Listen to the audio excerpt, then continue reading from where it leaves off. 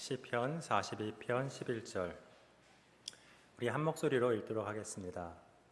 내 영혼아 내가 어찌하여 낙심하며 어찌하여 내 속에서 불안해하는가. 너는 하나님께 소망을 두라. 나는 그가 나타나 도우심으로 말미암아 내 하나님을 여전히 찬송하리로다. 아멘. 이 개정기역을 읽었는데 개역 한글이 좀 맛이 나는 것 같아요, 읽는. 그래서 그렇게 제가 한번 읽어드리겠습니다. 내 영혼아 내가 어찌하여 낭망하며 어찌하여 내 속에서 불안하여 하는고. 너는 하나님을 바라라.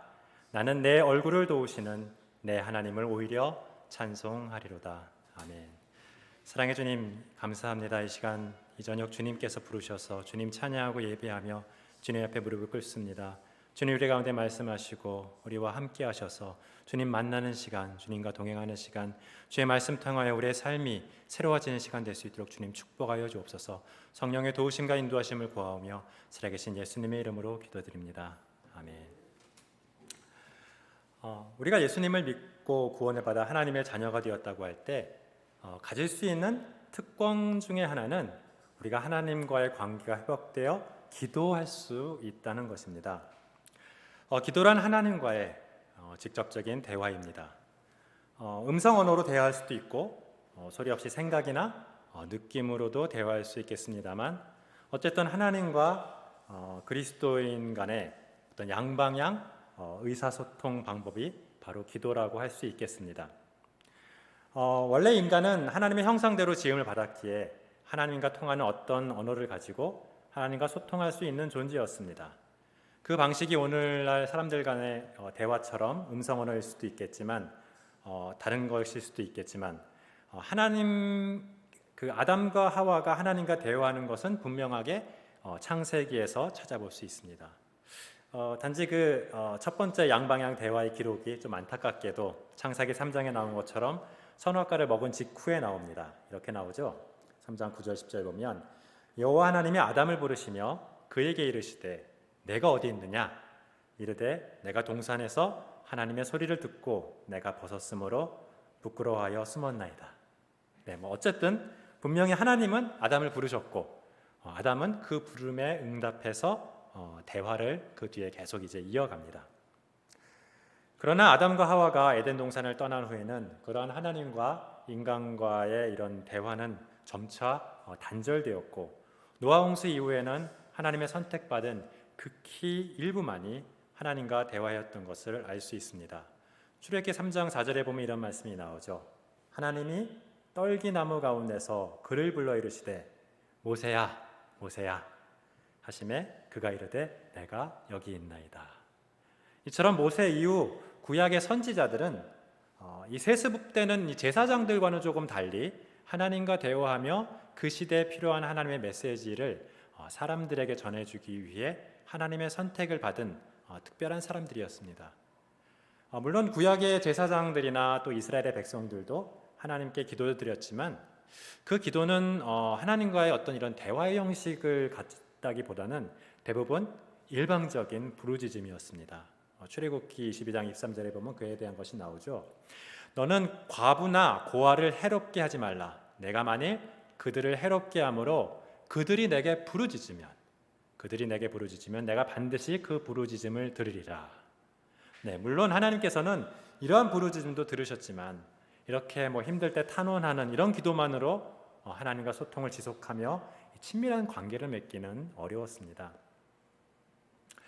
그러나 이제 예수님께서 이제 이 땅에 오셔서 죽으시고 부활하시고 나서는 뭔가 좀 사정이 달라졌죠.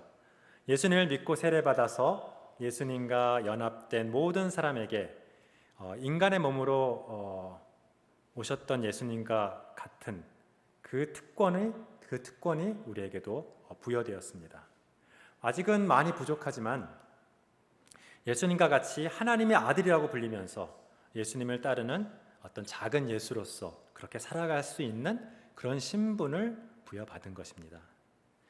예수님은 요한복음 17장에서 하나님과 본인이 하나다라고 이렇게 스스로 고백을 하셨죠. 아버지여, 아버지께서 내 안에 내가 아버지 안에 있는 것 같이 그들도 다 하나가 되어 우리 안에 있게 하사 세상으로 아버지께서 나를 보내신 것을 믿게 하옵소서. 17장 21절에 나오죠. 이는 예수님과 하나님이 그만큼 친밀한 관계를 맺고 있다는 의미가 됩니다. 이는 마치 부부가 친밀한 관계를 맺어 하나가 된다는 것과 굉장히 유사한 성경의 표현입니다.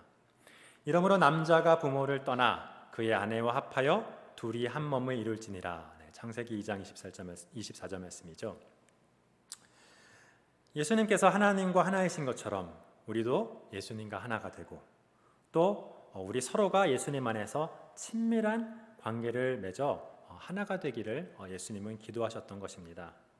그렇게 예수님께서는 우리가 먼저 하나님과 친밀해지기를 기대하시는데 그 방법이 바로 기도를 통해서입니다. 어려움이 있을 때만 단순히 탄식하며 부르짖는 것이 아니라 늘 함께하며 삶을 나누며 의견도 나누고 때로는 칭찬도 받지만 때로는 야단도 맞고 그런 것입니다. 아담과 하와가 에덴 동산에서 하나님과 대화했던 것을 넘어서 예수님이 하나님과 대화하는 그런 수준까지 우리에게 이제는 허용된 것입니다. 우리의 구원이 역사 속에서는 아직 아니지만 이 묵시 속에서는 이미 이루어진 것 같이 하나님과 이런 온전한 기도를 통해서 이루어진 이런 친밀한 기도도 시간 속에서는 아직은 아닐지 몰라도 이 시간을 초월한 하나님 앞에서는 이미 이루어진 것으로 우리는 이해할 수 있습니다. 그러나 오늘을 이제 살고 있는 우리들에게는 아직도 가야 할 멀나먼 길이 눈앞에 있습니다. 예수님과 연합되었다고는 하나 느끼기는 정말 좀 말뿐인 것 같기도 하고 현실은 믿기 전과 별반 다르지 않을 때가 많습니다. 별로 그렇게 보면 선해진 것 같지도 않고 별로 겸손해진 것 같지도 않아요. 예수 믿으면 복 받는다고 어디선가 많이 들었는데 별로 눈에 띄는 복은 보이지 않는 것 같기도 합니다. 그래도 해결 못할 어려움에 처하면 이제는 좀 의지할 곳이 있으니 하나님께 기도드릴 수 있습니다. 그래서 어려운 때일수록 나름 더 열심히 기도합니다. 그런데 때로는 문제를 해결해 주시기는커녕 문제가 더 심각해질 때도 있습니다. 복 받았다고 들었는데 이 복 받았다는 복보다는 어쩔 때는 이 고난의 십자가만 지고 가는 것 같은 그런 느낌도 듭니다. 왜 그렇게 느끼는 것일까요? 거기에 대한 성경적인 해명을 좀 찾아보겠습니다.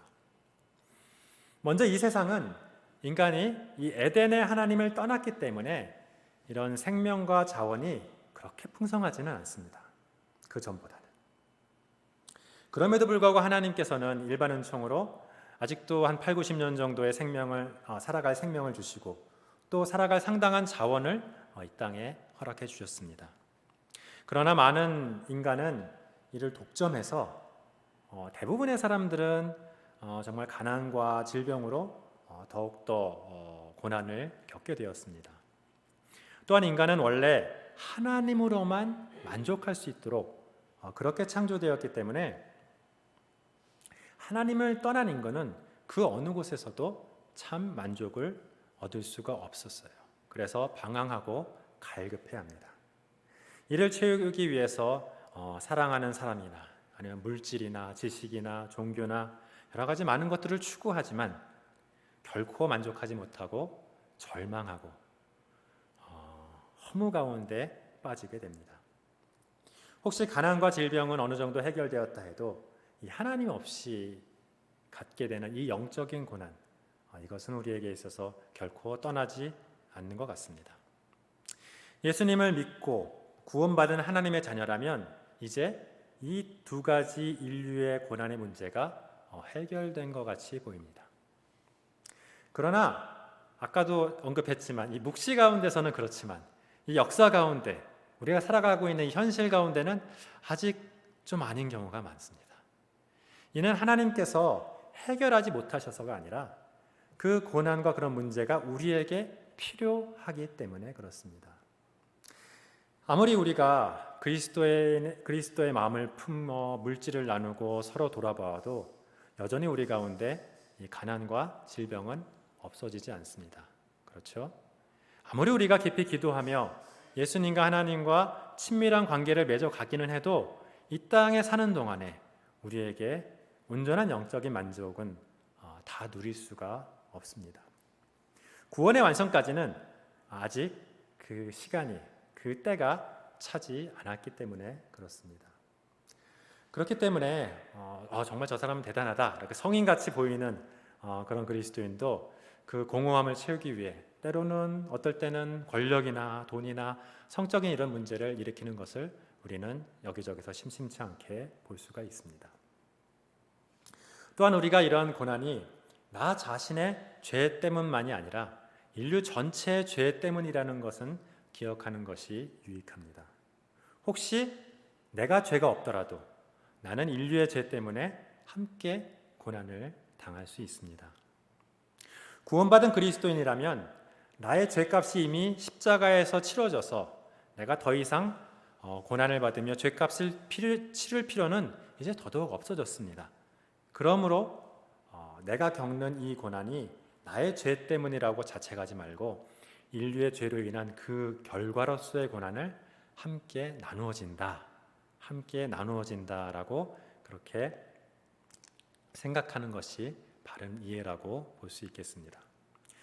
우리의 죄를 십자가에서 저 없애신 예수님처럼 인류의 죄로 인한 이 세상의 고난을 함께 나누어지는 것이 우리가 지고 갈 십자가의 일부가 아닌가 생각됩니다. 우리가 고난을 나누어질 때 세상의 고난은 그만큼 가벼워지기 때문입니다. 그리고 우리 그리스도인에게 이런 고난이 유익한 것은 우리가 고난을 통해서 죄악된 나의 실체와 또 거룩한 하나님에 대해서 배우고 그만큼 성숙해질 수 있기 때문입니다. 시편 119편 71절에 이렇게 말씀합니다. 고난 당한 것이 내게 유익이라. 이로 말미암아 내가 주의 율례들을 배우게 되었나이다. 예를 들면 우리가 아무리 수영에 대해서 읽고 공부해도 우리가 물에 들어가서 수영을 직접 해볼 때까지는 절대 배울 수가 없죠. 그렇죠. 우리가 전쟁에 대해서 읽고 많이 배워도 우리가 전쟁에 참여할 때까지는 그 전쟁의 실상은 사실 이해하기 어렵습니다. 인간으로서 이 땅을 살아가지 않는다면 인간들이 어떻게 사는지를 다 알 수가 없었기에 예수님도 인간이 되셨다고 하셨습니다. 우리가 고난을 겪지 않는다면 그 원인이 되는, 그 고난의 원인이 되는 죄와 그 죄를 해결한 이 십자가와 또 그 구원을 우리에게 베푸신 이 하나님의 놀라운 은혜를 절대로 이해할 수 없습니다. 우리의 머리로만은 하나님을 제대로 인식할 수 없다는 것이죠. 하나님은 우리의 평생의 삶을 통해 그리고 그 삶에 포함된 고난과 여러 가지 문제들을 통해 체험적으로 인식되기 시작합니다. 그리고 나서야 내가 이해한 이 하나님을 다른 사람과 제대로 나눌 수 있는 것 같습니다. 그래서 바울은 골로새서 1장 24절에 나는 이제 너희를 위하여 받는 괴로움을 기뻐하고 그리스도의 남은 고난을 그의 몸된 교회를 위하여 내 육체에 채우노라 라고 고백하면서 말합니다. 그 유익으로 인한 이 고난과 괴로움까지 기뻐한다고, 그것이 유익이 된다고 말합니다. 이렇게 우리는 성경의 말씀을 통해서 고난을 이해해 보려고 하지만 사실 고난을 정말로 겪기까지는 이해하기는 어렵습니다. 그러나 고난을 겪는 상황에서 이러한 사실을 아는 것은 상당한 위로를 주고 우리에게 힘이 될 수가 있습니다. 왜냐하면 적어도 내가 고난으로 인해서 정죄되지 않기 때문입니다. 그리고 나의 고난의 유용함을 안다면 이 나의 고난을 나의 어떤 수고로운 사역으로 승화시킬 수 있기 때문입니다. 따라서 우리는 이러한 말씀을 통해서 우리의 문제를 놓고 하나님께 기도한다 할지라도 그 문제가 해결되기보다 해결되지 않는 경우가 훨씬 일반적이다라는 것을 최소한 머리로는 이해할 수 있을 것 같습니다. 그러나 그럼에도 불구하고 우리는 시편 기자와 같이 계속해서 하나님의 도우심을 구하고 우리를 도우시는 하나님을 찬양할 수 있습니다. 내 영혼아, 내가 어찌하여 낭망하며 어찌하여 내 속에서 불안하여 하는고. 너는 하나님을 바라라. 나는 내 얼굴을 도우시는 내 하나님을 오히려 찬송하리로다. 아멘. 하나님과의 친밀한 관계를 맺고 성심으로 기도하고 의지해도 하나님께서 낭망하고 불안한 상황을 해결해 주지 않는 경우가 대부분인데, 그렇다면 우리는 어째서 이 하나님의 도우심을 이 시편 기자와 같이 찬송할 수 있는 것일까요? 생각해 보면 그렇게 묻는 이유는 우리가 우리의 이 기도의 응답이라는 것을 어떤 그 문제 해결과 어떤 고난에서 탈피하는 것이라는 어떤 선입관이 있기 때문이 아닐까라고 생각이 됩니다. 많은 사람들의 간증과 같이 하나님께서 우리의 기도를 들으시고 문제를 없애주시기도 하지만 그것이 일반적인 것은 아니거든요.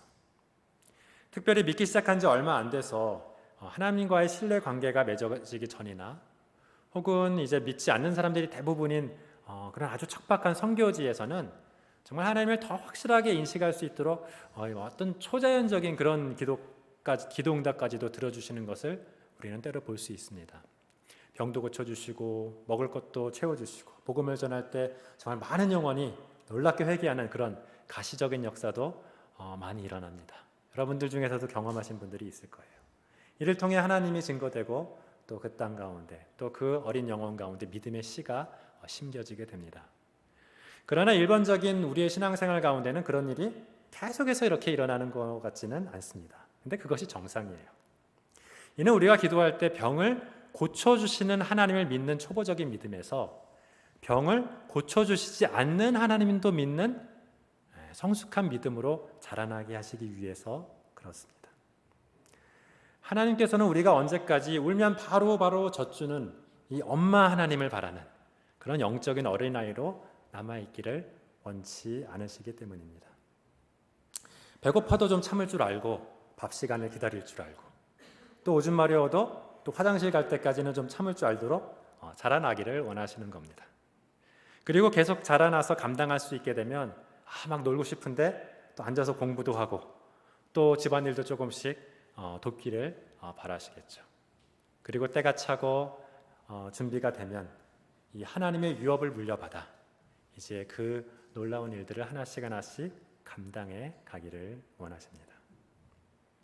물론 하나님은 누워서 젖달라고 울면서 기저귀에 오줌 싸는 아이도 사랑하시지만 우리가 영적인 발달장애야 같이 언제까지나 그렇게 살기를 원치는 않으십니다.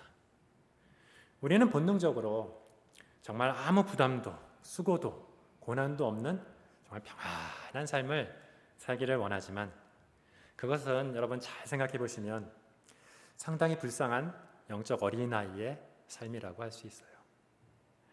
물론 그런 지체들도 있을 수 있고 그런 지체들을 긍휼히 여기고 또 사랑하고 돕는 것이 마땅합니다. 그렇지만 그렇게 계속 자라나지 못하는 그리스도인은 사실 굉장히 소수여야지 정상입니다. 대다수의 그리스도인의 삶은 결코 절대로 문제없고 평화롭고 고난을 피해가는 삶만은 아니라는 것입니다. 여러분 성경의 인물들을 한번 보세요. 성숙하고 능력 있고 더 믿음직한 그런 하나님의 사람일수록 더 많은 문제와 고난이 그들의 삶 가운데 있었습니다. 예수님은 말할 것도 없고요. 바울이나 다윗, 욥, 요새, 모세 등등 그 어떤 삶의 위대한 정도와 그가 받은 고난의 정도는 좀 리니어하게 이렇게 좀 비례하는 것 같습니다. 따라서 혹시 여러분 가운데 그리스도인으로서 난 다른 사람보다 정말 더 많은 고난을 당하고 있다, 좀 억울하게 생각하실지 모르겠지만 이것이 하나님의 처벌이나 어떤 잘못된 것이 아니라 오히려 하나님께서 인정하시는 것이라고 이해하시면서 하나님의 큰 위로를 받으시기를 축원합니다.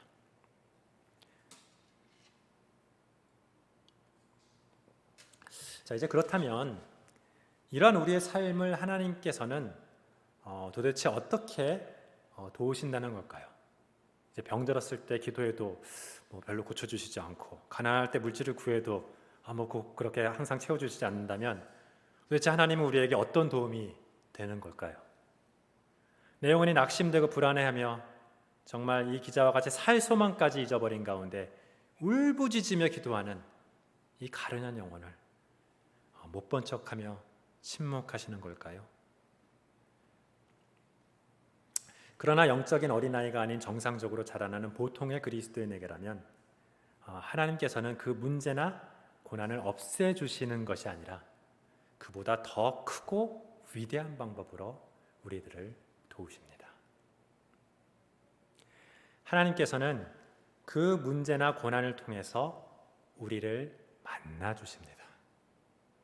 만나주십니다. 사실 그러면 끝납니다. 현실은 변한 것이 아무것도 없지만 하나님을 만나면 다 이룬 것입니다. 이것이 욥기에 나오는 정답이에요. 욥은 나름 위로한다고 찾아온 세 친구들의 그 논리적인 설명과 그보다는 뛰어나지만 이 엘리후의 신학적인 설명도 어때요? 전혀 도움이 되지 않았죠. 전혀 도움이 되지 않았습니다. 그러나 그 후에 어떻죠? 하나님은 욥을 만나주시고 자신에 대해서 계시의 말씀을 하십니다. 그 만남은 바로 하나님과의 대화요 쌍방향 기도였다고 할 수 있겠습니다. 하나님은 욥의 고난의 이유를 설명하거나 그것을 해결할 방법을 주신 것이 전혀 아니었습니다. 그러나 욥은 하나님을 직접 만나고 그 말씀을 듣고 자신의 문제가 전혀 해결되지 않은 상황 가운데 이렇게 대답합니다. 욥기 42장 5절 6절입니다.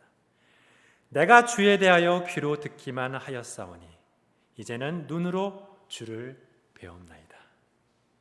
그러므로 내가 스스로 거두어드리고 티끌과 재 가운데서 회개하나이다.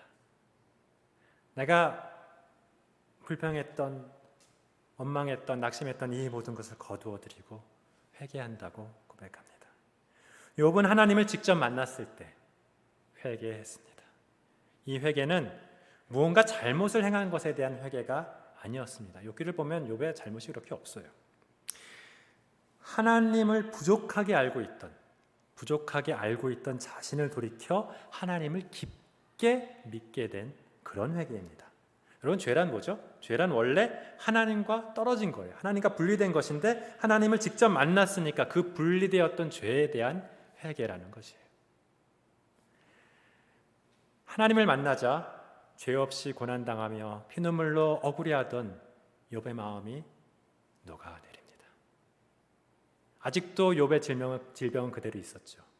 그리고 죽은 아들, 딸도 결코 돌아오지 못했습니다.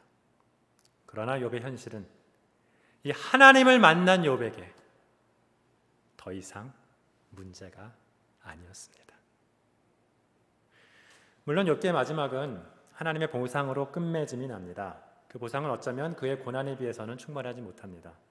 그래서 이를 보면 그 보상 안 받고 나도 그런 보상 안 받고 나 고난 안 받겠어, 이렇게 좀 철없는 말을 옛날에 성경 공부하면서 서로 나누기도 했었던 것 같습니다. 그러나 이 욥기는 이제 구약에 있잖아요. 예수님 오시기 전이기 때문에 예수님의 재림이나 이 천국과 지옥의 개념이 전혀 없는 그런 독자들에게 이제 처음 쓰여졌습니다. 아마 신약 시대의 그리스도인들에게 직접적으로 이게 쓰여졌다면 그런 아마 현세적인 보상은 없었을지도 모릅니다. 바울이나 베드로의 최후와 같이 이 세상에서는 더 철저히 고난당하고 비참한 최후를 맞이했을지도 모릅니다.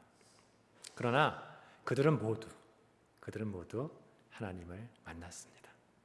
그래서 현세적인 보상이 없어도 전혀 비참하지 않았고 그 문제가 해결되기는커녕 더 절망적 죽음 속에 있었지만 하나님의 도우심은 그 능력을 더 크게 발휘합니다.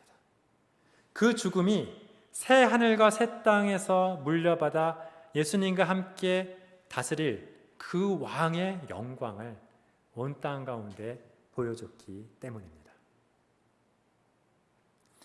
이런 하나님의 도우심은 우리의 고난을 없애주는 수준이 아니라 우리의 고난이 아예 문제가 되지 않게 합니다. 바울은 지병을 낫기 위해서 3번 기도했죠. 전혀 낫지 않았습니다. 그러나 그는 하나님을 만났고 더 이상 병 낫기를 위해서 기도할 필요가 없었습니다. 물론 그 지병은 여전히 바울에게 괴로움을 주었지만 그 괴로움은 바울에게 더 이상 문제가 되지 않았던 것입니다. 숫자로 비유하자면 이렇습니다. 지금 10kg를 들고 갈 힘이 있는 사람이 있어요. 이 사람이 10kg의 짐을 지고 가다가 아유 너무 힘들어 그래가지고 짐을 가볍게 해달라고 하나님께 기도했습니다. 그런데 그를 만나주신 하나님이 이 10kg의 짐은 가볍게 해주지 않고 대신 20kg의 짐을 들고 갈 수 있는 힘을 주십니다. 보통 그렇습니다. 그리고 그가 좀 더 자라나면 10kg의 짐을 20kg로 오히려 늘려주세요. 그리고 그 대신에 40kg의 짐을 질 수 있는 힘을 우리에게 주신다는 거죠. 그래서 전혀 무겁지가 않고 내 멍에는 가벼우니라 라고 우리가 고백할 수 있는 것입니다. 우리는 많은 문제를 가지고 하나님께 도우심을 구하며 기도합니다.